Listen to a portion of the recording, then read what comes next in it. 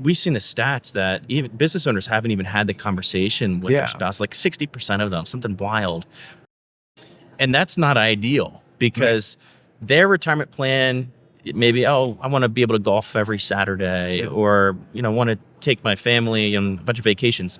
That's not a plan. That's just an idea. Yeah. And it's really important that advisors get ahead of that conversation, really 5-10 years before they're having the conversation now, and be able to plan that out and really envision what that retirement looks like, because then they're going to stick with you, right? Yeah. That those assets, that windfall is going to stay with you as the advisor because you were there the past 10 years or 5 years or whatever the time frame is. Yeah. But you're that trusted advisor. And if you're not doing it, not to scare advisors, but if you're not doing that, why wouldn't they go to an advisor that is?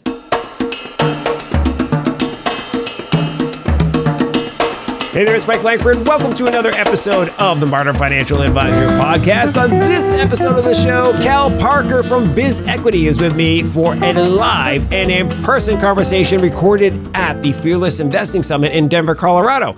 Cal and I dive into why now is the perfect time for financial advisors to up their game when it comes to serving business owners. Did you know that somewhere between 40 and 50% of millionaires in the United States are business owners? Yeah. It's a huge opportunity. Now, one of the important topics that Cal and I talk about is why so many advisors feel uncomfortable talking to their business owner clients about the value of their business and their plans for exit. And of course, we talk about what you can do about it so that you do feel more comfortable and provide more value to your business owner clients. This is an absolutely awesome conversation. You're going to love it. All right. Now, before we get to the conversation with Cal, please do make sure you take a moment to subscribe to the Modern Financial Advisor podcast on Apple Podcasts, Spotify, Amazon, the YouTubes, or wherever you like to get your podcast jam on. And if you have a question or a suggestion for a topic or a guest, hit me up. I'm basically at Mike Langford everywhere on the internet, or you can shoot us an email, podcast@finservmarketing.com. Okay, let's jump to the conversation with Cal Parker. Well, Cal Parker, so wonderful to see you. Welcome to the Modern Financial Advisor Podcast. Great to have you. Yeah, thanks for having me. Really excited for this, and finally excited to meet you in person. It's so true. It's really wild. Like, you think about how much of your life you have known somebody, but not ever see them in person. Like, in fact, I just saw Matt Halloran in person for the first time. We've never met in person, but we have done multiple podcasts together. We've chatted all the time, and here we are. Yeah, it's kind of, it's a great thing that these events provide, is that ability to meet those people that you see on LinkedIn or see out there and network with, but finally get the opportunity to meet in person. And it seems, everyone's typically likable when you meet them in person, which I think is so great about this community. One of the things that cracks me up is the shock value of how tall or not tall somebody is. Like, you have no idea how, you ever meet somebody and you're like, this dude's like 6'5". Like, how did I not know this? Yes, it actually happened. A group here, Bonsai, that we're here with. I didn't know Bob, who I'm doing a conversation with tomorrow. He's 6'5". Yeah, right. I couldn't tell over the Zoom meetings that we've had for the past 2 months.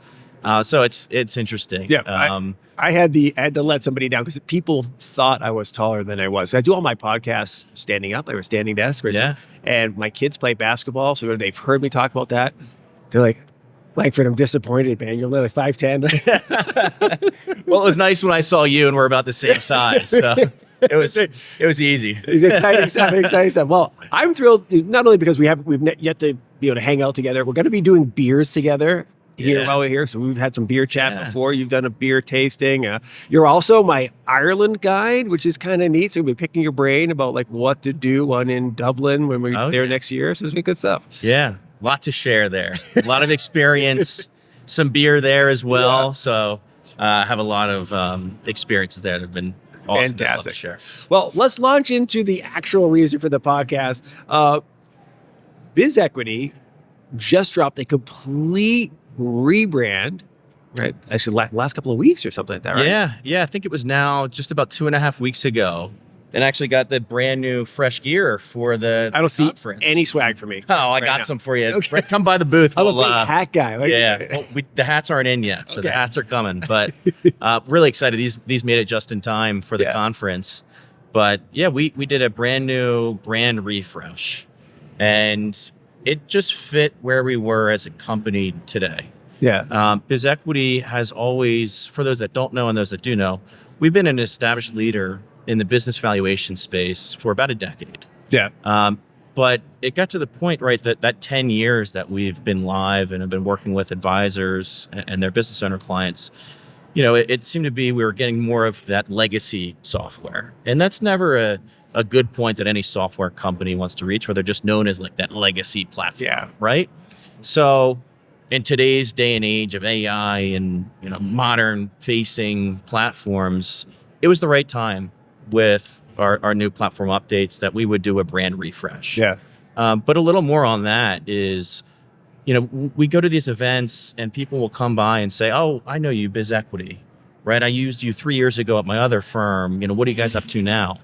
And that's kind of why we didn't want to change the name, right? We have a great cornerstone, great backbone at BizEquity. So it was just a new refreshed look and feel. And we're really excited about what we've released and is to release. That's really cool. That's really, you're, correct me if I'm wrong, I don't have the exact dates, but you're relatively new to leading the company, right? Yeah. So there was a change where the founder moved on to do some other cool stuff. Yeah. And now you're... Yeah, we've our founder, he's moved on. He's doing some really cool things with AI, and he was involved with the company, but we had some other leaders over the past few years. But now, just in general, right, I'm leading the team with others. We have a great new COO who's on board, which we haven't really announced yet. So there's some stuff to come out, but it feels great to lead the company now, especially the vision of the product, who we work with, what we want to do outside of business valuation. And I think that's what excites me so much, because I have been here for a long time. It's really cool. So let's transition into the business valuation part, and then it'll help us navigate into kind of like, broader conversation. So most high net worth individuals in America, or a huge percentage of them, are business owners, right? Yeah. And that's great. I mean, it makes sense, right? You're creating a lot of value for the marketplace, creates a lot of value for you. Mm-hmm. But most financial advisors have really no idea how to go about taking that business value into account as they're creating a plan, right? Yeah. And then really how to walk hand in hand with their client to walk toward like an eventual exit or whatever they want to do with the business, right? So how are you and BizEquity helping out here? Yeah, so it's an interesting situation, because all advisors want to work with business owners. Sure. Right? They know that business owners account for about 55%, somewhere between 40 and 55% of millionaires, right? Yeah. In the country. So it's a great deal of business owners that are high targets for these firms.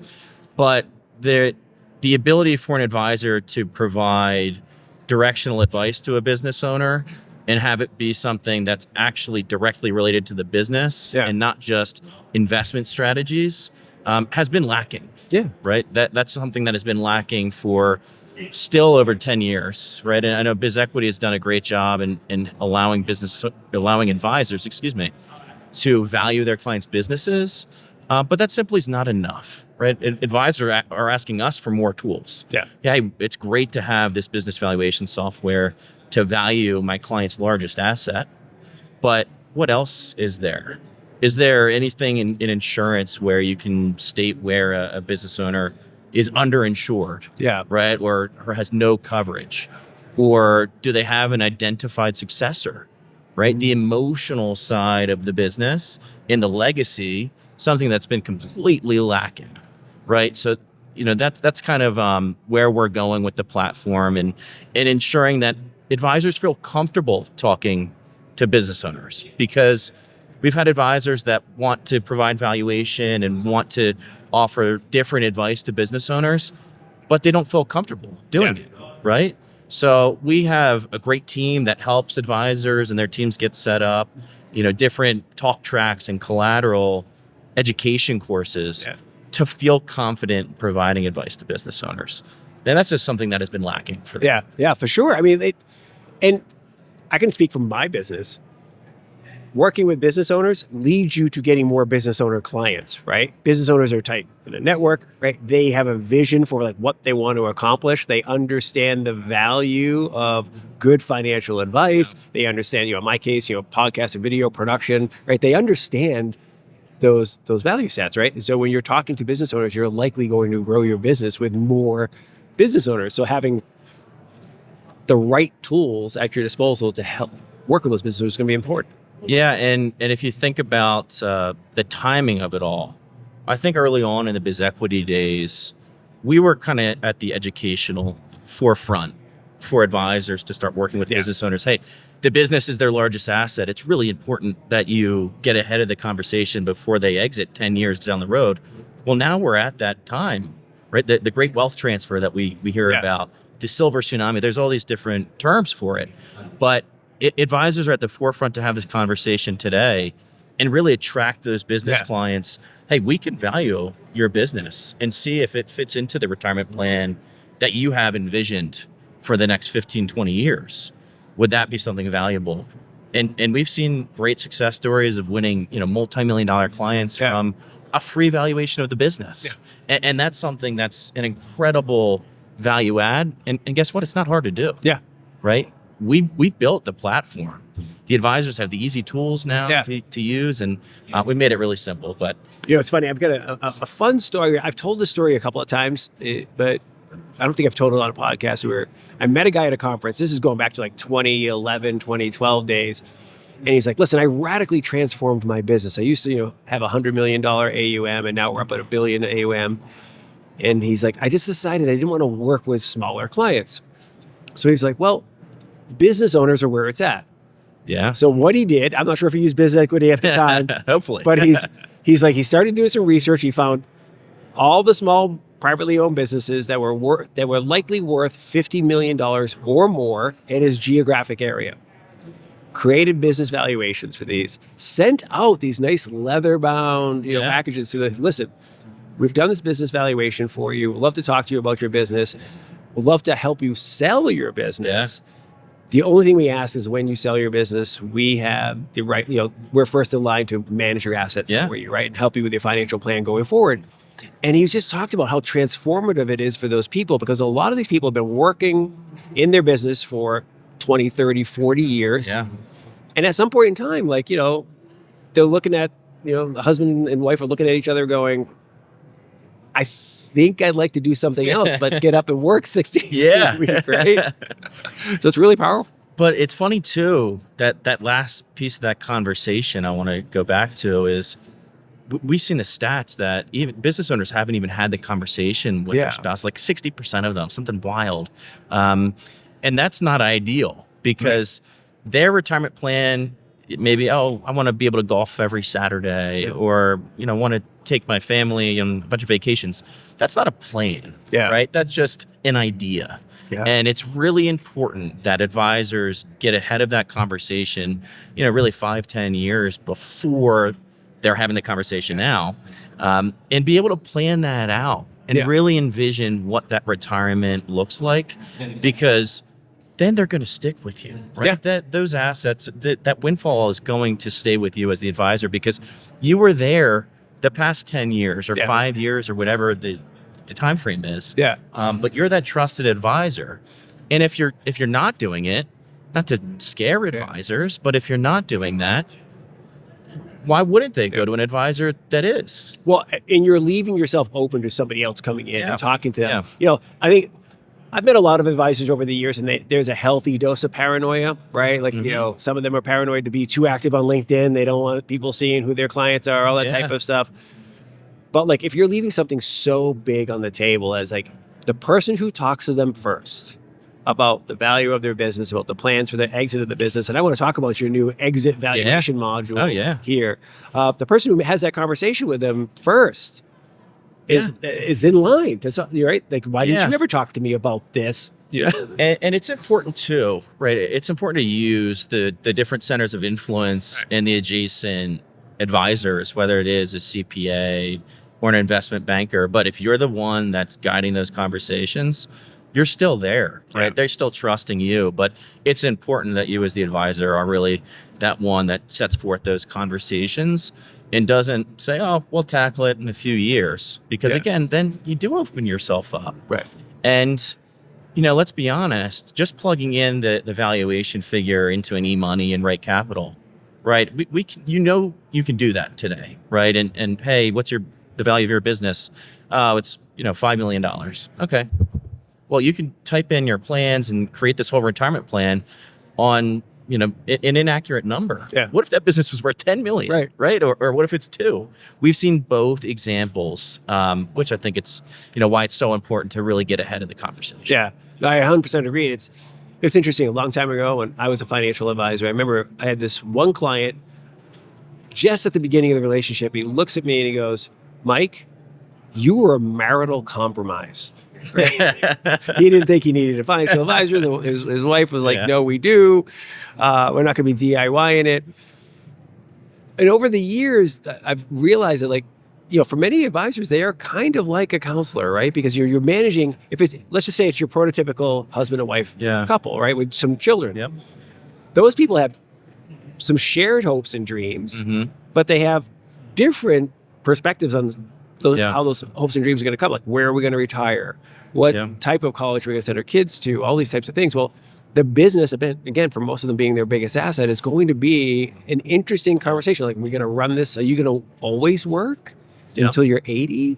Or are we going to someday sell this thing? Are we going to turn it over to the kids? Or what's the deal? And those are really the conversations that, a business owner thinks about, right? Maybe when they go to sleep, and that's maybe what keeps them up. But, they should be having that with you as the advisor, being that therapist. And we have a great client, Tim Petrie. He's a CPA and advisor. Actually, he does both. But he said it. He's like, I am the therapist for my clients, which I think my wife, who is an actual therapist, might disagree. But, but still, like, hey, advisors, you want to be that trusted person and point man that, the business owner is going to with everything, and set that plan and make sure everything is ready to go for the future. That's great. So let's talk about the exit valuation model that you launched. I believe it was in June. Yeah. That's kind of a perfect example of a tool that's designed to help facilitate this conversation. Yeah. So right now it's actually improving. So last June, we've gotten so much feedback from advisors. It's great to know what the business is worth today, but what is it going to be, and what is it going to be worth in 10 years? Yeah. What is it going to be worth in 5 years? Well, let's play around with the numbers a little bit in the growth levers. Let's say it's 10% growth rate over a 5% growth rate. And it just allows the advisor to sit down with the client and really have that exit conversation or timeline conversation so that they can actually set up an accurate retirement plan. Yeah. And hey, that's if everything goes to plan. Like the financial mix stays the same based on the last 3 years of financial data. But now the advisor is forward-looking and being proactive, which is much better than sitting in the back seat and saying, oh, it's 14 million and in 5 years, it'll be worth 17 if everything goes right. Like, we want to have that actual data, and we want the advisors to be able to show that to a client. And that's what's really important. And that's something too, like we're working on this awesome module for exit readiness as well, which is something, many platforms have, especially in the exit planning community. Ours is going to be a little unique, a little different. And we're really excited about it. Well, define, for those who don't know, what does exit readiness mean at a broad level so that a financial advisor who may not have had conversations yet with their business owner clients can understand it? Yeah, and I think it ties back into all of the conversations we've had just now, right? It's the emotional side of things. Yeah. How prepared is an owner for an exit? And maybe they're not at all, right? And that's fine. Hey, they're not looking to retire yet or transfer it to someone in the family. But it's really important to have that conversation, and we can score different areas on the readiness, but also not just the emotional side, the financial side, right? Like our system does a great job of being financially backed, and that's ultimately what drives the valuation. But like, how healthy are the documents, right? And documentation in the accounting. Is this coming directly from a QuickBooks file? Is it user generated, right? So there's a lot of different scoring there that we can do. But then there's the other analysis, like, what does the marketing look like for the business? Is that something that needs to improve? So it's really like a scorecard for someone that might be interested in buying the business, that can say, all right, well, the business is valued here, but there's all these little factors that the owner, it's not really that attractive, because we know it's going to be a lot of work. Whereas if we can buy the same size business that's really attractive at all these scales, and that's going to be a lot easier for us to. Yeah.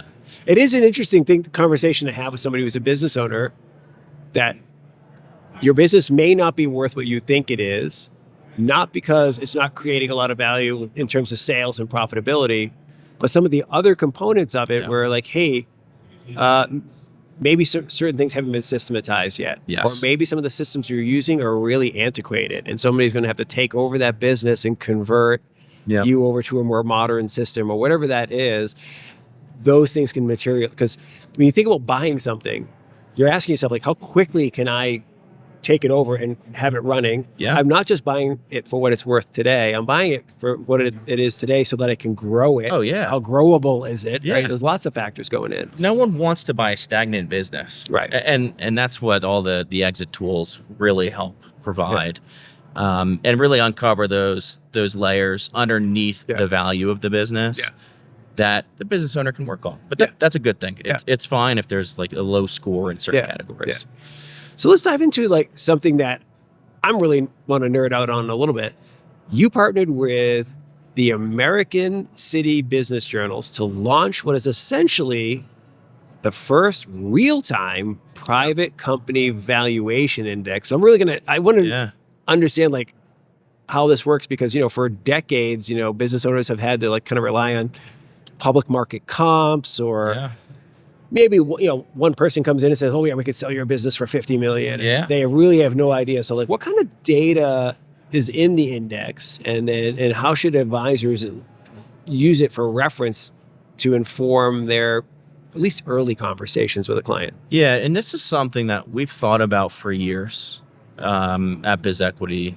So it's taken a while to come to fruition, just because we're focused on other sides of the business. But it's something that we want to deliver. Like, hey, we have so much data on private businesses, and we work with so many great data sources and data companies as well to get comps. That an individual typically wouldn't be able to receive. But we wanted there to be a highlight to show, like, hey, if you're a dental practice in Philadelphia, Pennsylvania, right? This is what a typical dental practice in this area sells for. This is what their revenue looks like. This is what their EBITDA looks like.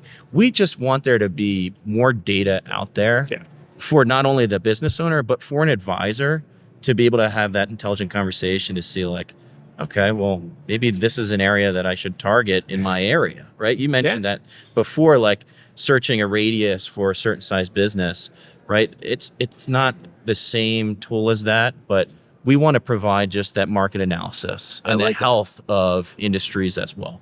I like that for the advisor to use it as a targeting thing. Like, one of my maybe my son doesn't think it's as fun as I do, but I think it's fun, is like, we'll be driving and we do road trips he goes to LSU. So we drive from Austin out to Baton Rouge, a couple of times a year and that type of stuff. And I love looking on the side of the highway at all these different businesses that, like, you have no idea who works there, how many people work there, or whatever. And then you think to yourself, like, wait a minute, there's a crap ton of cars parked in that parking lot. Like, that is a probably business that's doing hundreds of millions of dollars. I've never even heard of that company.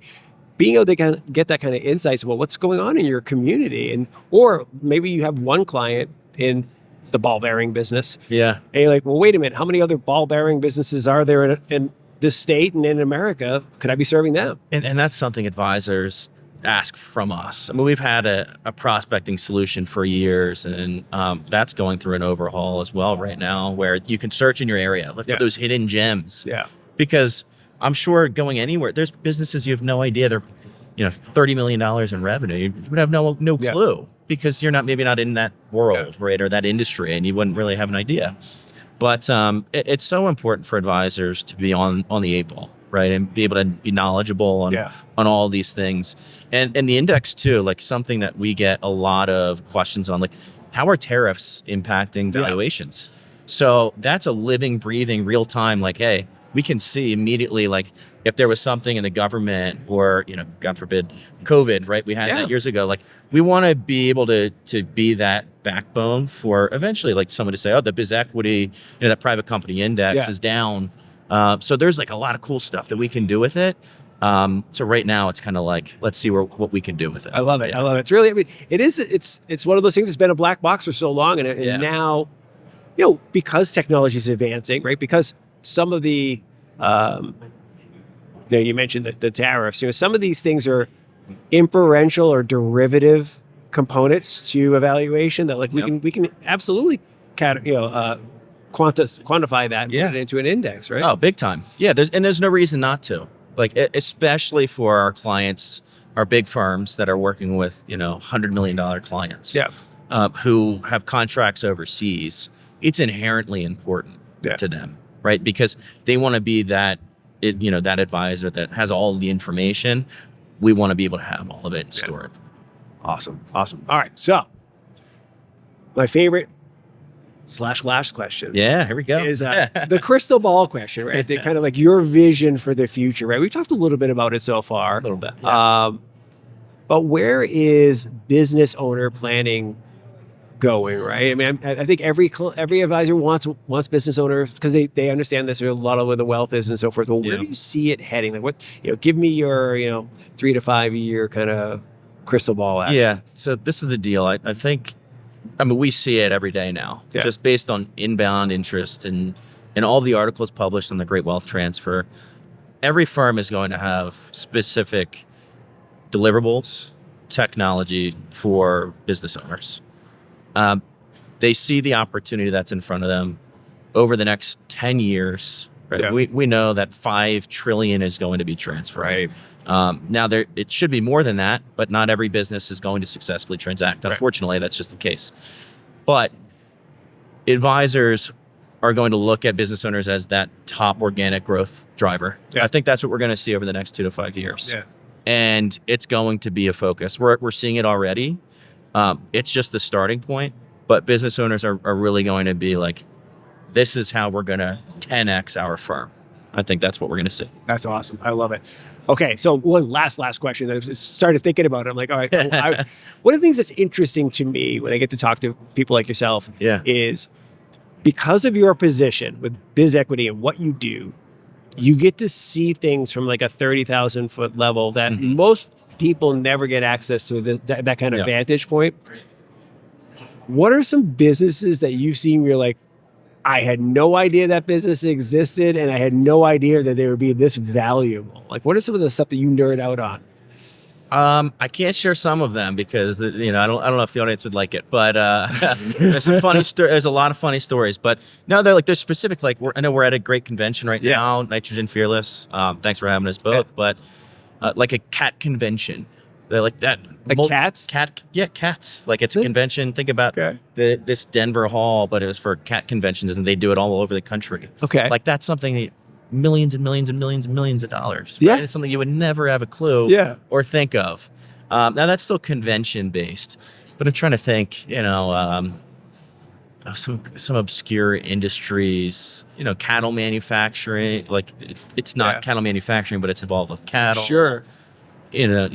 Millions of dollars, oil companies. Yeah.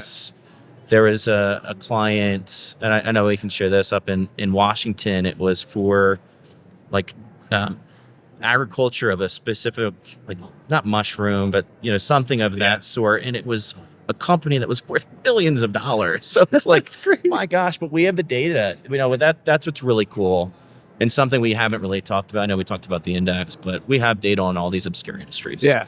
We can get super nuanced. We have an AI search feature to be able to be like, hey, this is my client's business. What would be the best industry? And we'll give a few different recommendations. Well, and that's where some of the power comes in, right? Like for your client, they only have their one cat conference business. Yeah. Right. So they know their business. They are aware that others exist. Yeah. But they know what theirs is worth, right? That Yeah. type of thing. And in many cases, it's a much smaller business and more localized business. Yeah. They know their thing.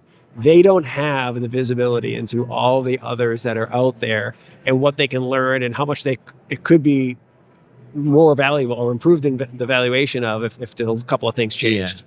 But you know, it's unique, and we could talk all day. And, Yeah. I know we're near the end of it, but what's really cool is, we work with a lot of advisors that work in a specific niche. Yeah. Right? Maybe it's retail businesses in Fort Worth, Texas. Yeah. Right. Whatever it may be.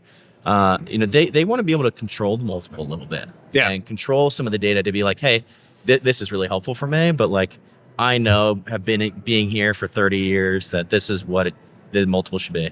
And we're doing some really cool things there. So That's awesome. Cool. Well, Yeah. this has been fantastic, Cal. I'm so glad we got to hang out together in person. I am looking forward to the beers later. You're the second guest today who beers are happening with. So Beers are happening. Mike's gonna be a Not little too hungover bad. tomorrow. I got to speak tomorrow. I got to break out. So I got to stay sharp. There you go. Perfect. Well, this has been fantastic. Thanks for coming on the show, Yeah. buddy. Thanks, Mike. Thanks for having me.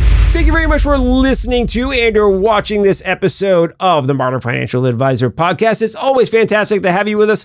Huge props to my man, Cal Parker, for coming on the show. So great to see him in person. And oh, by the way, just in case you're wondering, we did have beers together in Denver, Colorado. So awesome stuff. Looking forward to seeing Cal again sometime soon. Now, as I mentioned at the top of the show, please do take a moment to subscribe to the podcast on your favorite podcast platform. And,